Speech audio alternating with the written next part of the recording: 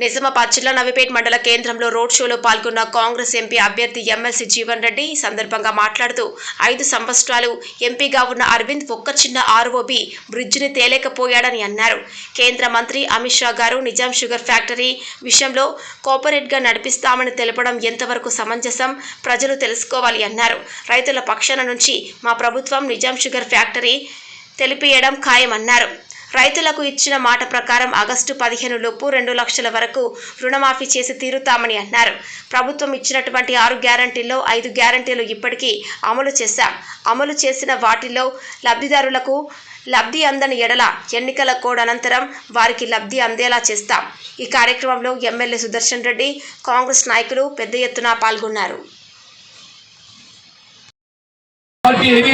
రైతుల పక్షాన నిలబడి రైతులకు భారం లేకుండా ఫ్యాక్టరీ ఏదైతుందో ప్రభుత్వం నడిపిస్తుందని చెప్పని సుదర్శన్ రెడ్డి గారు ఏదైతుందో ముఖ్యమంత్రి గారిని ఒప్పించి బ్యాంకు చెల్లించాల్సిన 43 కోట్లు వన్ టైం సెటిల్మెంట్ మరి చెల్లింపు చేస్తే ఇదే భారతీయ జనతా పార్టీ ఇప్పుడు అరవింద్ గారు పక్కబొంటు ఉండి అమిత్ షాతో ఏం చెప్పేదానికైనా కాంగ్రెస్ ఫ్యాక్టరీ తెలిపిస్తారా ఇది తెలుసుకొని మాకు సంబంధం లేదు, మేము సహకార రంగంలో మాత్రమే మేము తెలుస్తామని చెప్పి దయచేసి గమనించాలని చెప్పంటున్నాం.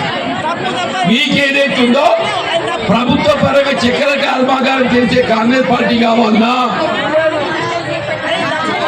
రైతులపై ఏ విధంగా భారం వేయకుండా ప్రభుత్వమే 1000 కోట్లైనా మంచిదే కాక 1000 కోట్లైనా మంచిదే కాక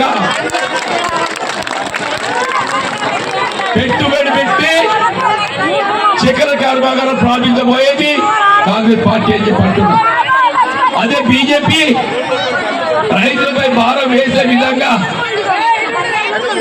నీ కర్మ నువ్వే అనుభవించినా నాకు సంబంధం లేదు అనే విధంగా సహకార రంగం పేరు చెప్తుంది.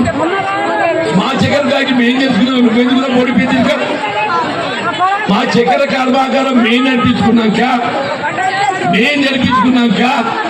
నువ్వెందులో పోటీ పెద్దరికమని చెప్పంటూ నేను ఇవాళ నేను ఈనాడు నవీపేట మండల కేంద్రం చెప్తున్నా. నేను పెద్ద సుదర్శన్ రెడ్డి గారు ఏదైతే చక్కెర కర్మాగారం తెప్పించి రైతుకు అండగా నిలబడిన పట్టుదలతో పనిచేస్తుండో వారికి తొమ్మిదని చెప్పిండో వీళ్ళు ఎమ్మెల్యే గెలవడంతోనే వారికి ముఖ్యమంత్రి గారితో ఉన్న సాన్నిహిత్యంతో వెంటనే ఒక సర్పంచ్ ఇచ్చిండు.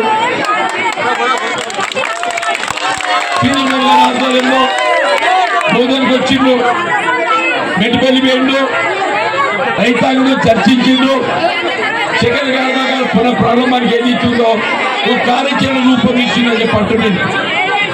రేపు రాబోయే 2015 డిసెంబర్ నాటికి చక్కెర కర్మాగారం పునః ప్రారంభం చేయబడి క్రషింగ్ అంటే గానుగ ఆడి ఏదైతుందో మీరు 6 నెలలు పంట పెట్టుకునే విధంగా కార్యక్రమం రూపొందించే ఘనత పెద్ద సురక్షిత చెప్పారు.